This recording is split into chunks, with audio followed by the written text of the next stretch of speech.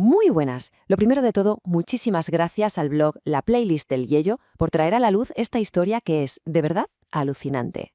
Hoy nos vamos a meter de lleno en un disco que marcó un antes y un después, la obra maestra de Simple Minds de 1980, Empires and Dance. A ver, empezamos fuerte. Fijaos en esta frase. No la dice un crítico cualquiera, ¿eh? La dice un musicazo y un superfan, James Dean Bradfield, de los Manic Street Preachers. Y lo describe como un reactor nuclear. Eso ya nos da una pista de que no estamos hablando de un disco para ponerse de fondo. Hay que olvidarse de los grandes éxitos que vinieron después porque esto es otra cosa, algo intenso, vital, casi peligroso. Para entender bien este álbum hay que hacer un pequeño viaje en el tiempo. Hay que borrar de la cabeza a esa banda de estadios que todo el mundo conoce y viajar a 1980 para encontrarnos con un grupo que era pura intensidad, pura experimentación y, como ellos mismos decían, jodidamente demencial. Y la pregunta es, ¿cómo es posible que la misma banda crease dos universos sonoros tan diferentes? Pues la historia de Empires and Dance no empieza en un estudio de grabación. ¿Qué va? Empieza en la carretera. Concretamente durante la primera gran gira de la banda por una Europa que en ese momento estaba súper tensa, totalmente dividida por la Guerra Fría. Tratemos de imaginar la escena. Son unos chavales de 20 y pocos años de Glasgow y de repente se ven metidos de lleno en la paranoia de la Guerra Fría. Están viendo tanques por la autopista, escuchando en las noticias historias de terrorismo en Alemania, en Italia, y en los ratos libres, en la furgoneta, se ponen a leer autores como Camus y Bulgakov. Toda esa tensión, la que veían en la calle y la que leían en los libros, se convirtió en el combustible para sus nuevas canciones. Y lo más curioso es cómo Jim Kerr, el cantante, canalizó todo aquello. No escribía como él mismo, sino que se inventó un personaje, una especie de fugitivo, casi un alienígena, un observador que se movía por ese paisaje de glamour decadente y peligro constante. Pero claro, toda esta oscuridad que veían por las calles se mezcló con una energía completamente distinta que descubrieron por las noches. Y aquí es donde entra la segunda parte del título del disco, el baile, dance. Porque por la noche la banda se metía de cabeza en las discotecas europeas. Y allí lo que sonaba no era post-punk, sino los ritmos futuristas y robóticos de Kraftwerk, la sensualidad de Donna Summer y Grace Jones, el funk elegantísimo de Chic.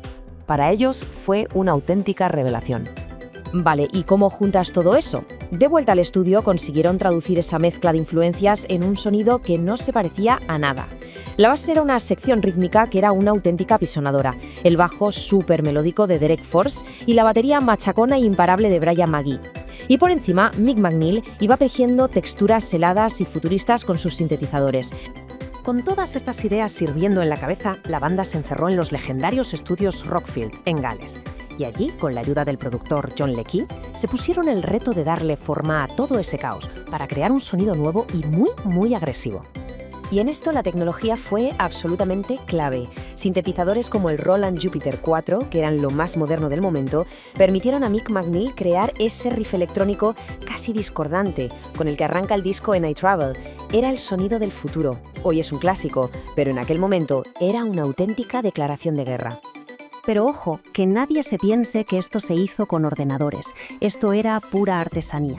El álbum se construyó literalmente cortando y pegando trozos de cinta magnética de improvisaciones larguísimas. Sí, hasta usaron una mesa de ping-pong para grabar percusiones.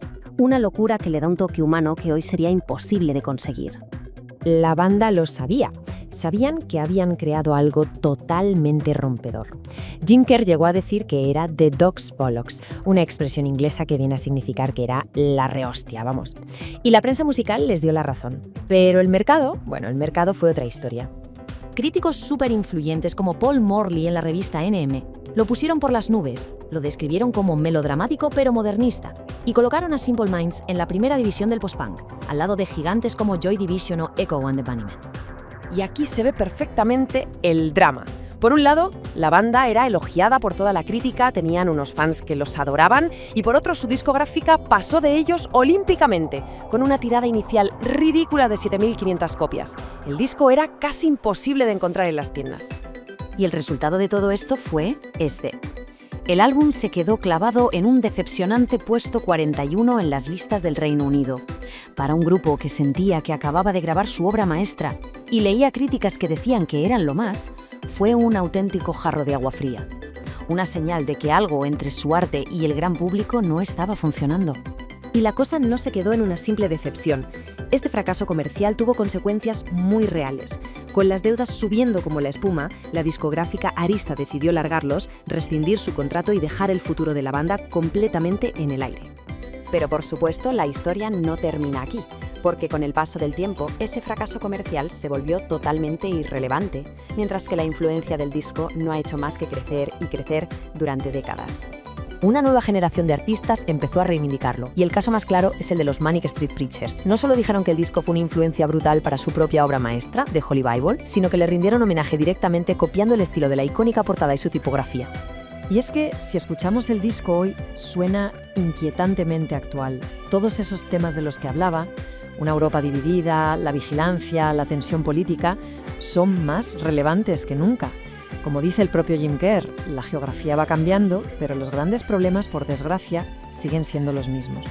Empires and Dance es la prueba perfecta de que a veces la verdadera innovación no se entiende en su momento.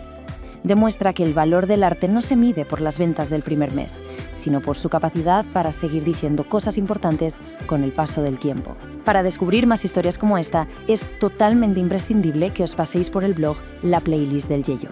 Nos vemos en la próxima.